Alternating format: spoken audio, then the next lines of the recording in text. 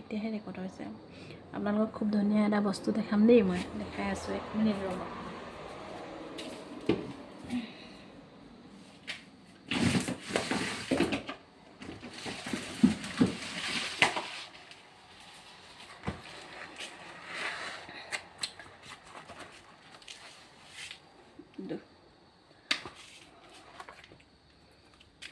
চকলা টেঙা বিৰাট ধুনীয়া, এইটো যে বাকলি গুচাই আপোনালোকক দেখাম দেই, বিৰাট ধুনীয়া, কাইলৈ খাম দিনত।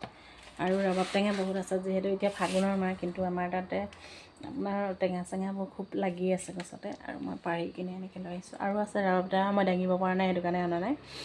আৰু কোনে কোনে খাব আমাৰ ঘৰলৈ আহিব পাৰে, কাইলৈ ভিতৰত খাওঁ আৰু।